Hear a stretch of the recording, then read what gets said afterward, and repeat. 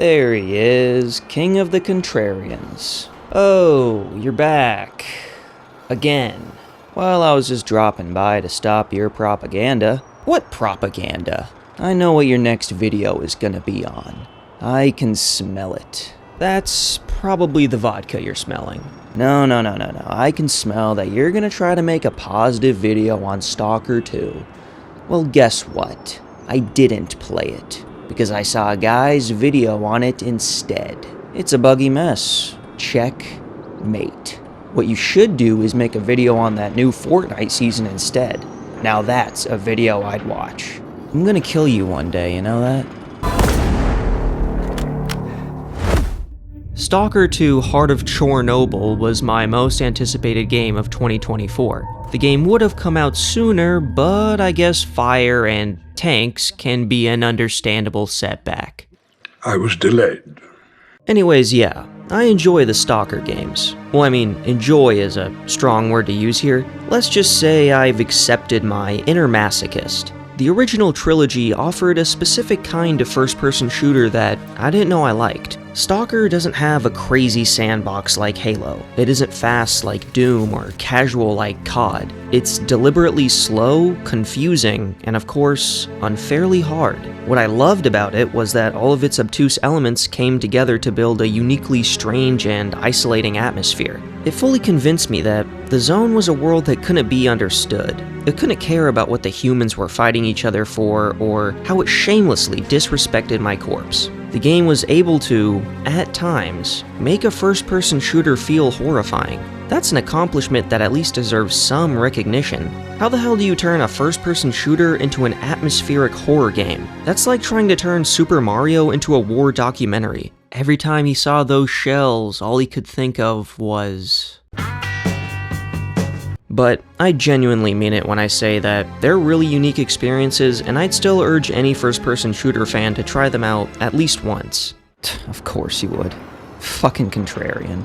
Does liking Elden Ring make me a contrarian? Does liking Shadow of the Erdtree make you a paid shill? Who gives a shit? Just get to the reason why anyone is actually gonna watch this. This video won't be too focused on the story of Stalker 2, as it's way too complex and out of reach for what the subject of today's TED Talk is centered around. But there will be some spoilers, so if you're sensitive to that stuff, then... I'm also not really interested in discussing whether the game is good or not. I know the common consensus right now is that the game is pretty divisive. Everyone thinks it's either an ex-con that broke into their house and killed their dog, or it's the second coming of Jesus Christ. Why do we have to do this every fucking year? But my opinion on the game is pretty damn straightforward. We had a hell of a time! The worst insult I can give Stalker 2 is that I wish I could stay limber like this guy. The Zone is a dangerous place, and there should be a button that initiates a stretching animation. No first-person yoga? 0 out of 10. But the best compliment I can give Stalker 2 is that it still feels like Stalker, and I couldn't be happier.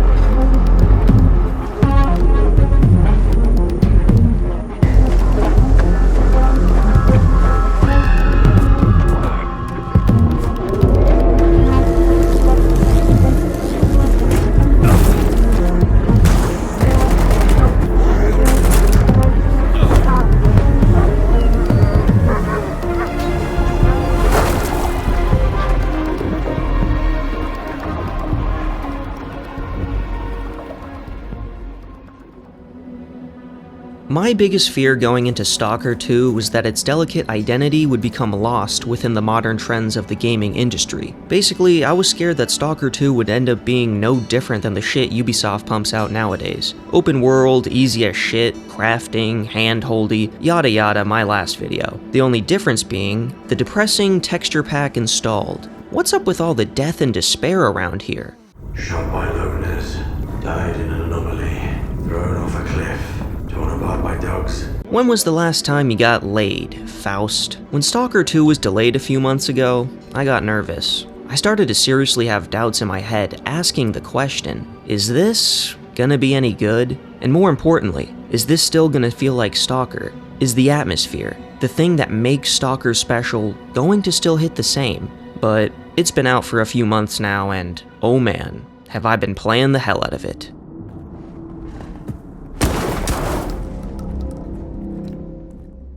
But first of all, I feel like I need to mention that Stalker 2 is not exactly the S.T.A.L.K.E.R experience I was hoping for. Same, but different. But still same. The fact that there's fast travel in here makes me want to tear my eyes out. It makes the late game feel like one of those Indiana Jones airplane scenes, which totally diminishes the whole brutal atmosphere thing the originals had going for them. Furthermore, on that point, I think the game could have been slightly harder. If you're a pro gamer, you'll breeze right through this thing. For the best Stalker experience, I'd recommend the veteran difficulty. Yeah, those old games could sometimes be so excruciating that you wanted to break something, but they were way better at selling the idea that the zone doesn't fuck around and you better be on your A game if you want to make it to the end. Now, that being said, it's not like Stalker 2 is just some walk in the park. A bloodsucker killed me within the first 20 minutes of my playthrough, and a tear of joy ran down my face. Just like old times.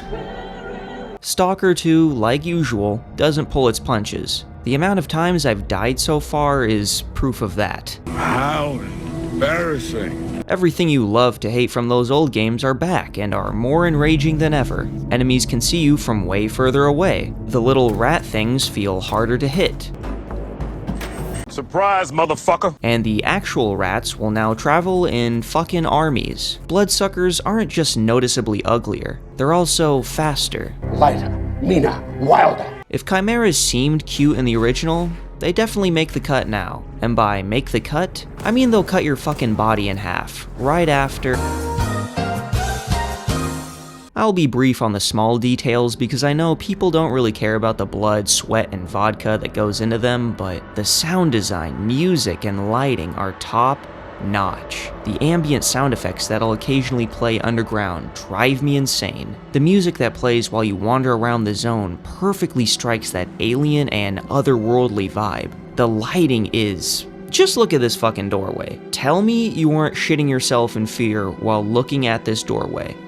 Calm down. Get a hold of yourself. I like all the little animations for healing, eating, and unjamming weapons. I like stumbling upon the weird shit like this. And I fucking love the detail that went into making the mutants look as beautifully horrifying as they are. And I like the fact that you can play a guitar now. I'm not good at it or anything, but I'm glad it's here. So that's all it takes, huh? Put a guitar in a game and suddenly it's better than having sex? Yes. Come on. Enough with the dick riding, alright? What's the damage here? Yes, Stalker 2 has a few bugs. Have they stopped me from having a great time in this wasteland? Hell no. To the no, no, no. There's some performance problems. Sometimes the quests bug out. There's some distant pop-ins, and I also get a sniper rifle added to my inventory every time I go through the Red Forest for some reason. Hey, I'm not complaining. At least that's something I can sell. I know this will make me sound more deranged than I already am, but honestly, I don't mind the bugs. They totally add to the weirdness of the zone. It's as if they're anomalies, phasing in and out of reality, defying the laws of physics altogether. Oh, fuck you. What, did GSC Game World pay you off? Yes, actually. I know you. What's the big problem that nobody cares about except for you? Well... there was one thing that almost ruined Stalker 2 for me. I'll take an almost. And the award for stupid thing I care about goes to... the choice to give the protagonist a voice. Did you hear me? Drop the damn scanner and come back right now! I've got nowhere to go back to, Herman. Over and out. Stalker 2 didn't need to have a voiced protagonist. It's a small thing, but again, Stalker's imposing atmosphere is delicate, and it only works if every aspect of the game is shitting on you. By giving the protagonist a voice, you're giving them power, agency, and an identity, but that's not what Stalker is about. Broad strokes, Stalker is about being a lonely boy in a gas mask who lives off of moldy bread and monster energy drinks while looking for fucking rocks that are worth more than himself. You are a fucking nobody. I was worried about Skiff's prominent voice at first. When I heard it the first time, I instantly thought to myself, Oh yeah, this guy probably eats bloodsuckers for breakfast and then fucks a chimera afterwards. Not exactly the feeble nobody I was hoping to play as. And the opening cutscene didn't exactly help, considering it felt like I was about to play as some sorta chosen one archetype. But eventually I got it. The thing is, Stalker 2 is my favorite kind of RPG. The kind where you aren't playing someone else's story, you're playing your own. Skiff's backstory is, well, about as generic as they come in video games. 25 years old. Born in a small town, loved a good book, but preferred a good fight. Served in the army, upon returning home was engaged in risky part-time jobs. No real friends, no family, just lonely evenings in front of the TV. Remarkable, truly. The most average person in our entire armed forces. His backstory is made just vague enough to the point that whatever you decide Skiff should do, it makes sense. Did Skiff come to the zone for adventure, destiny, a big-ass check for his house that got fucking suplexed? All of these reasons make sense, and it's up to you to make it a reality. You don't have to make Skiff talk like a badass, but if you ever do, it never feels out of character. I thought that Skiff's backstory and bro voice would take away from the zone's menacing atmosphere, but they didn't. They were accurately contextualized. If it had been Batman, Master Chief, or fucking insert established character here, then I would be pissed. Then I would become an unhinged maniac who rants on about a protagonist's voice in a YouTube video for 5 fucking minutes. You know, if anyone actually watches this, they're gonna say you're coping hard, right? Yeah, well, they're the ones missing out on throwing bolts at weird shit, I guess. Is that really missing out? Of course, Stalker 2 Heart of Chernobyl isn't perfect. I mean, it can't be. I still don't know if it's Chernobyl or Chornobyl. This is the bane of my existence. These games have never been perfect, and Stalker 2 is no exception. The amount of times I had to apply a bandage is ridiculous. Look at this. I barely grazed the barbed wire, and now the game's telling me, oh my god, my liver! They got rid of the third-person death cam. Come on! That was the best part of dying in the original.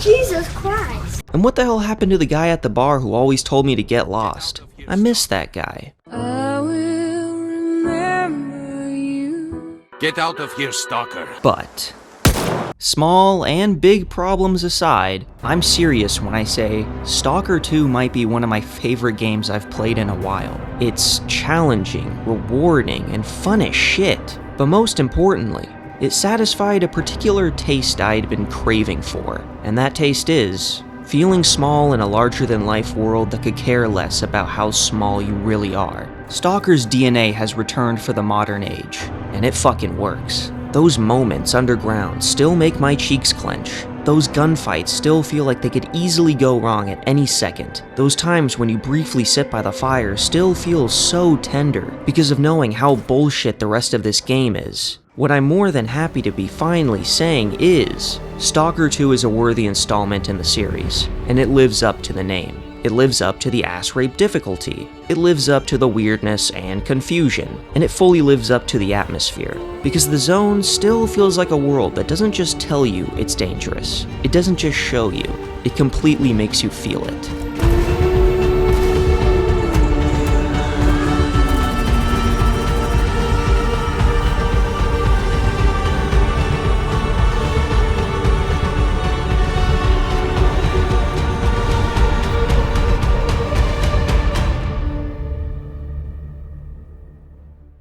God, your taste is, I don't know, not relatable.